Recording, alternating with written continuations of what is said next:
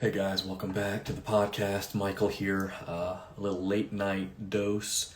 I felt really compelled because if you're following the news at all, you can obviously understand the semi-urgency of just trying to get out a message that I think will resonate, that I think is reasonable. So yeah, if you're following the news at all, you see that America right now, we're at a very tenuous moment with our foe, so to speak, if you believe everything the news is telling you, Iran. Look, one of the things I just want to say right off the bat, that's just the importance of being humble right now and understanding that we're so finite that the people I hear talking about this on X, and because typically I don't watch the legacy media at all. I don't care if you're Fox News. I don't care what media conglomerate. I do not watch. So I watch typically interviews with people. I look at X. I think that's the most reliable place to get our news. But I just see people who are talking and giving opinions, and I'm like, probably like 0.01% of the actual intel of what's going on, and yet you're talking like you're an expert. I heard a guy tonight who was, pro-Trump. He's a libertarian guy. I won't say his name, but he's just talking about impeaching Trump now because Trump was complicit with Israel's attack with Iran. So, first of all, if you hate Trump, it doesn't matter what I say to you, you're going to continue to hate Trump because this podcast, if you want to watch it, great. Maybe there's something here you can take, but this is not primarily going to be directed towards you guys. Anyway, one of the things I want to say, look, my support for Donald Trump isn't contingent upon optics right now. Because plenty of people are out there saying, many people on the conservative side are saying, well, Trump knew about Israel's attack. He was complicit with it. What he did, the intel he gave them, he had to have been involved. So either you believe him or not, he came out specifically telling Iran, look, we had nothing to do with the attack. Now look, at the end of the day, either you trust and you trust President Trump, you trust his judgment, or you don't. And if you don't, well, quit. I would say stop pretending that you do. Because right now, what I want to tell people, you likely have a very small understanding what's going on right now. Very small. And so one of the things I want to talk about is just this. Who is Donald Trump? One of the things that makes Donald Trump who he is a negotiator. Someone who is an expert at getting people to the table to talk, discuss, and to collaborate. Now, obviously, we know the narrative, right? If you want to hear more about my opinions with Iran specifically, I encourage you to watch my previous podcast. You can look at it on YouTube, Instagram, or Facebook. But let's just say, okay, what they're saying is true. Let's just hypothetically say, okay, the Iran is wanting to get a nuclear weapon, okay, which, again, let's just say that that's accurate, okay? And President Trump, as he's vocalized, does not want them to get a nuclear weapon.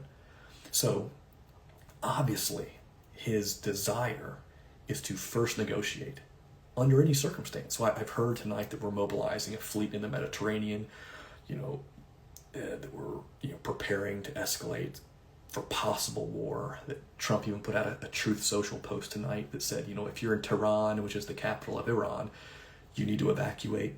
So people are saying, oh my, Trump's about to attack Iran. It's going to be a World War III. He's going to just advocate for regime change. He's listening to neocons. I hear people say that, like Candace Owens, who, frankly, I'm just like, come on.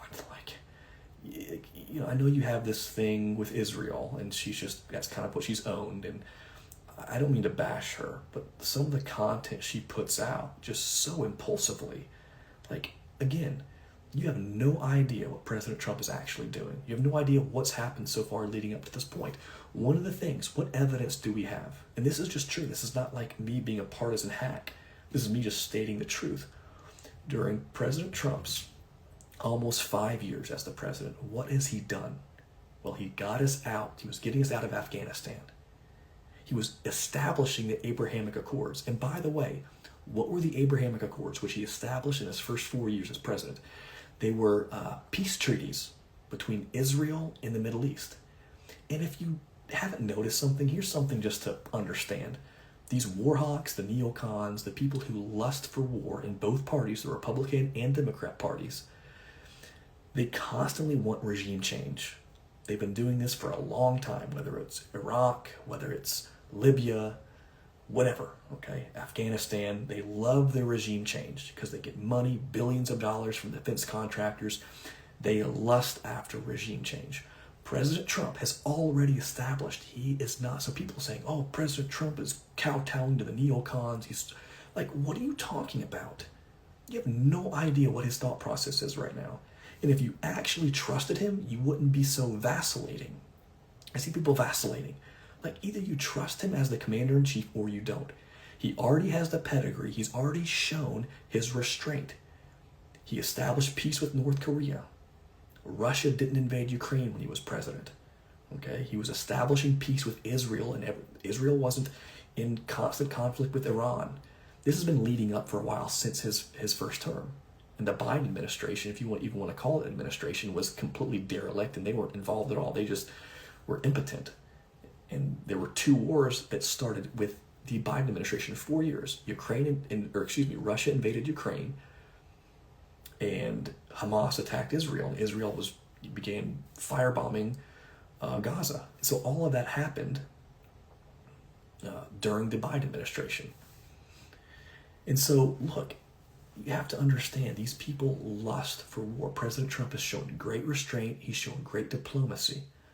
And so, first of all, like, what President Trump is getting, the intel he's getting, is far more reliable than the pundits are opining about right now.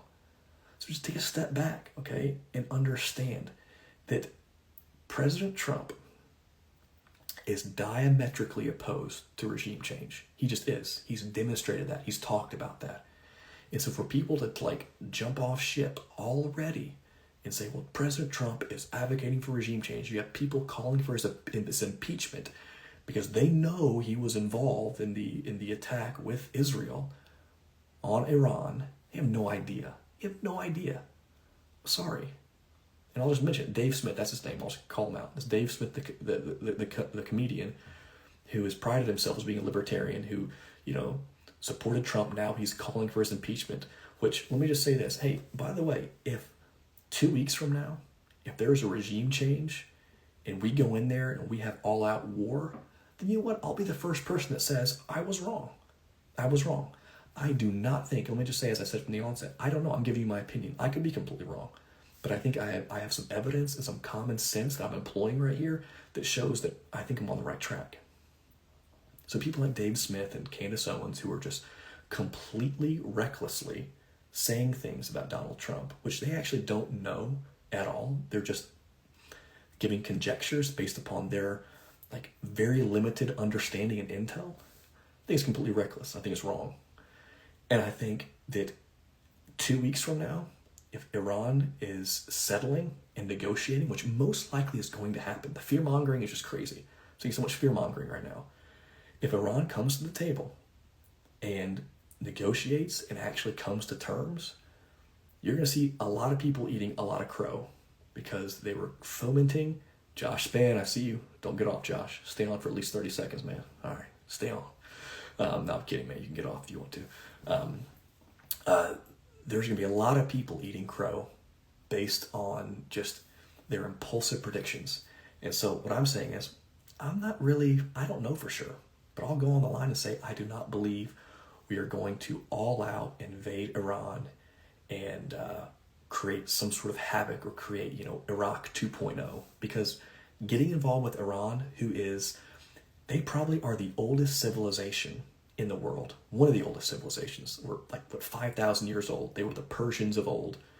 Do you think Iran legitimately, and I said this in my last podcast, but think about this, the oldest civilization in the world, do you think they're wanting to get nuclear weapons to try to bomb the United States of America? Think about how just insane that would be. They would be destroyed, literally destroyed. What incentive would they have to do that? That's what you're hearing. You're literally hearing that from people. They want a nuclear weapon because they want to destroy America. And what they're wanting, people like Lindsey Graham and other people, and it's a uniparty issue, it's, Democrat and Republican are wanting to suck us into a war that has 0% benefit for America. That's what they're wanting. And what I'm telling you is Donald Trump has demonstrated time and time again, he's shown excellent restraint. I think that's exactly what you're going to see right now. Hey, I could be completely wrong, but I just want to encourage you guys. Hopefully you'll be able to kind of, pump the brakes on this just like accusations, frustrations, anger. Understand there's chess going on right now that's far beyond our limited scope. And, I think if you trust President Trump, he had the majority of people in the country who voted for him. I want to say one more thing, then I'll get off here. Understand this. Whatever narrative you're hearing from the press and from people who especially hate him, the Trump derangement syndrome individuals, President Trump got the majority, the plurality of support here in America. You look at the electoral map, the majority of this country, all red, voted for him. You have certain pockets, certain certain people, certain groups, or there's groupthink who didn't vote for him, but the majority of people voted for him, trust him. His polling has never been better than it is right now. So I'm going to encourage you guys, trust his instinct, trust his penchant for diplomacy, and just turn off the volume, turn off the people who just are wanting to fearmonger and to try to create this havoc, because I think it's all just like smoke screens. All right, quick podcast tonight, guys. I hope you all have a blessed night, and I will talk to you soon. Later.